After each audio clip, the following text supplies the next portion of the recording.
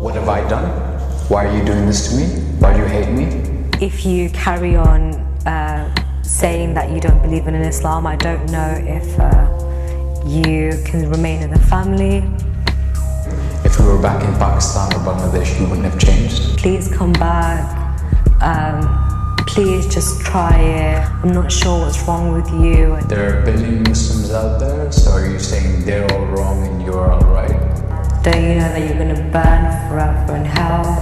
What are we going to tell people when they ask us why you're not a Muslim anymore?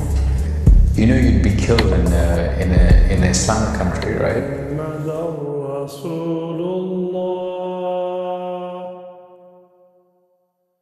One thing you'll hear a lot about in the news is how Islam is on the rise, and it's true.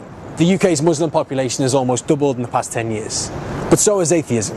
Nearly 1 in 5 people now identify themselves as atheists. But what about Muslims who decide to leave their faith and even become atheists or non-believers? According to some groups, being ex-Muslim is also on the rise. But it's a path that can be very difficult for those who decide to take it.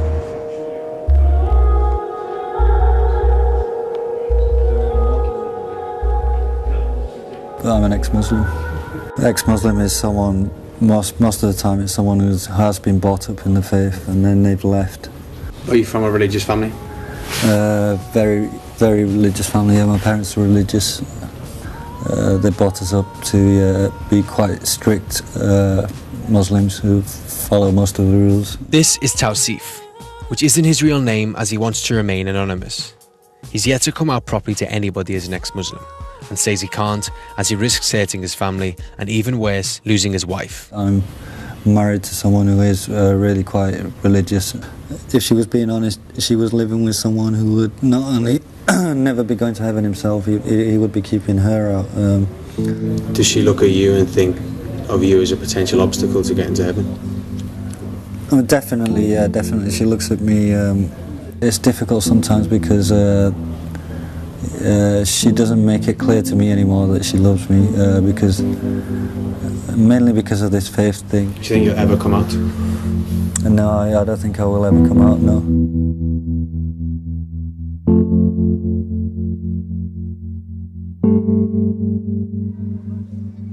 But not all ex-Muslims are anonymous. Some, like Imtiaz Shams, are very public about their decision and are quite often in the firing line of criticism for doing so. We're in Ilford, which is like my hometown. Yeah, I'm just going to ask them. Excuse me, I'm doing a... But he's no stranger to confrontation. I met Imtiaz in Ilford, where we'd arranged to speak to Muslims on the street, to ask them for their views on apostates like himself. If you don't want to answer something, you don't have to, so... I grew up in a very religiously Islamic household, and I also, for me personally, I really believed in it. But as you kind of move on through life, something doesn't feel right. You're not sure what it is, and you start looking at the world, you start searching for other things, and you look back at your own faith with sort of new glasses, I guess. I thought I was the only Muslim atheist in the world. You know, you leave and you're like, is that a thing you can do? I actually came out on Facebook first, and I remember like, I don't actually know how this is gonna, and it just exploded. Were you scared?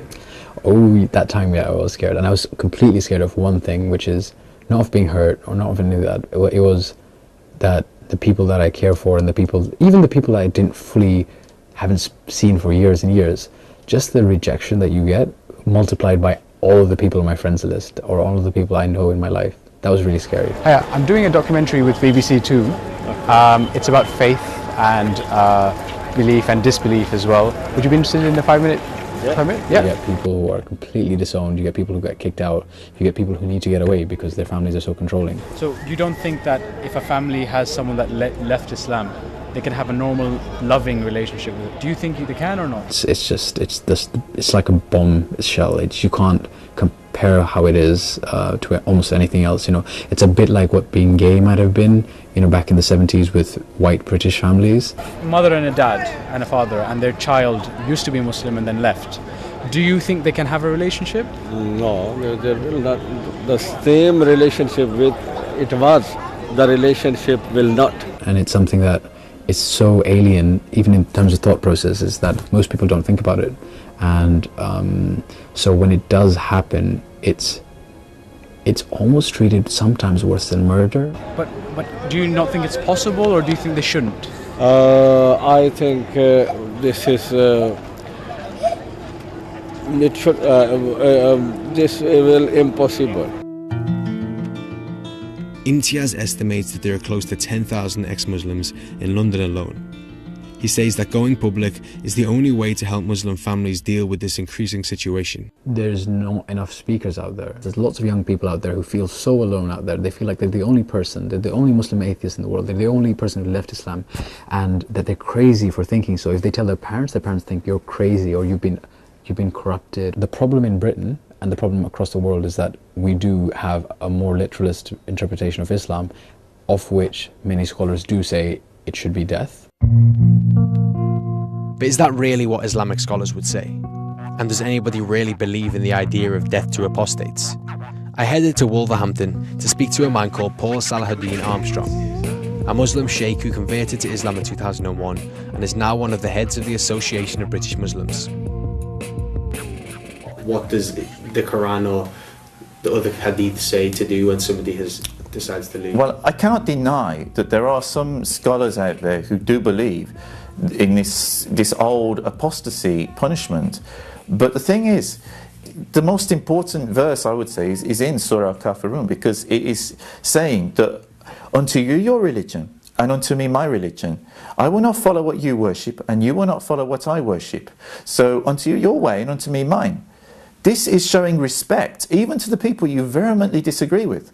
I suppose the difficulty, though, is that if it's your son or your daughter who decides to leave the religion and the Quran is telling you that they should go on their own way, is that not in essence kind of allowing someone to remove their child, to move away from them and distance themselves? Only if the parents allow themselves to be distanced from their children will that happen. What Islam says about apostates is a controversial question. The Quran is pretty clear in parts, saying, amongst other things, that there is no compulsion in religion. But on the topic of death, some people quote a hadith extract said to be the word of Prophet Muhammad himself, saying, whoever changes his religion, kill him. The Quran and the hadith are not the same thing within Islam, though.